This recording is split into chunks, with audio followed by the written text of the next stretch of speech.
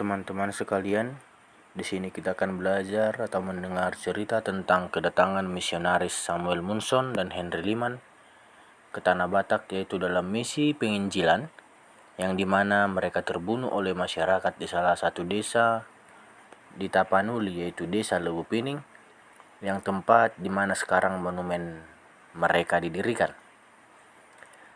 Samuel Munson lahir pada tanggal 23 Maret 1804 di New Cheshire, Maine, dan Henry Lyman lahir pada tanggal 23 November 1809 di Northampton, Amerika Serikat. Kedua misionaris ini mendapat tugas dari sekolah, di mana mereka menempuh diri sebagai pendeta untuk mendatangi Tanah Batak yang pada saat itu sulit untuk menerima kedatangan agama di sana. Sebelum Munson Lyman berangkat 10 tahun sebelum mereka datang, udah ada terlebih dahulu dari mereka datang ke Tanah Batak, dan mereka berhasil pada saat itu, yaitu Burton dan Ward, yang pulang dengan berhasil menjalankan misi penginjilan di Tanah Batak.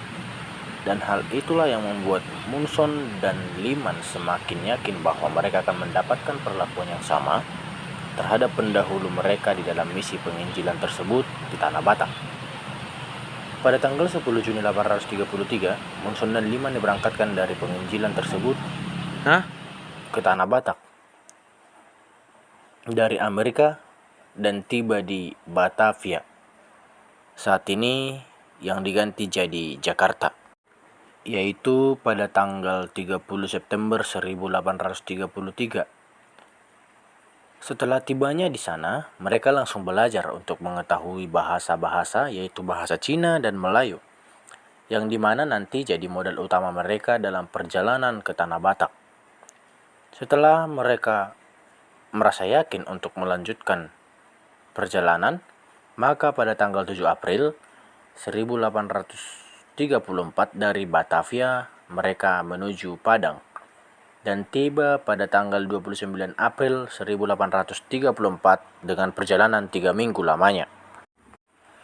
Di sana mereka juga menggali lebih dalam tentang Tanah Batak, dan akhirnya mereka mengetahui kejadian yang menimpa Tanah Batak pada saat itu, yaitu adanya perang Pediri.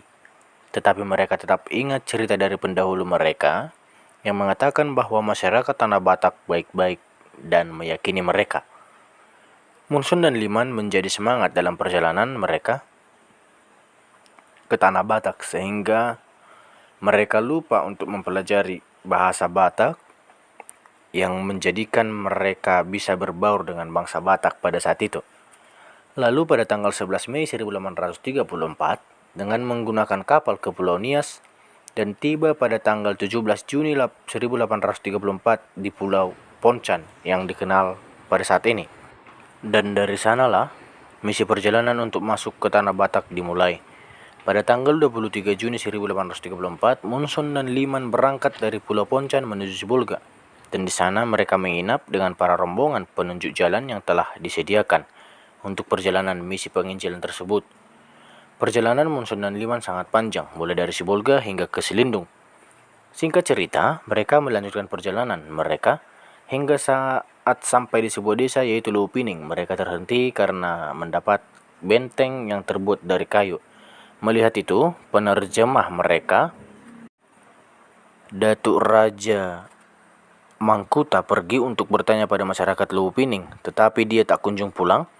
Dengan itu, para rombongan melanjutkan masuk ke desa tersebut. Dengan melihat itu, penduduk Lebupining melapor kedatangan orang yang mereka curigai itu kepada Raja Panggalamei, dan dia memerintah untuk menangkap mereka. Lalu tiba-tiba datanglah rombongan yang bawa tombak dan menyergap rombongan tersebut. Melihat itu, asisten dari Munson dan Lyman, yaitu Jan, dan seorang juru masak menolong tuannya yang sedang dalam masalah tersebut. Namun dalam penyelamatan itu, si juru masak kena bunuh, dan juga Munson Lyman yang tergeletak di tanah tidak bernapas. Badan mereka dipotong-potong dan dikirim ke beberapa tempat atau desa tetangga untuk dijadikan makanan oleh mereka, dan mulai dari itu dicaplah bangsa Batak disebut sebagai kanibal.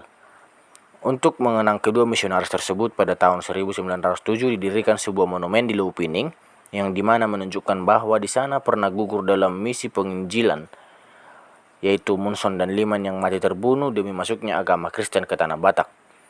Namun perjalanan penginjilan itu tidak terhenti, tetapi dilanjutkan oleh dengan datangnya seorang tokoh Zending RMG yang akhirnya berhasil mendirikan sebuah gereja yang saat ini menjadi besar, yaitu gereja atau sinode HKBP, yaitu Ingwer Ludwig Nommensen.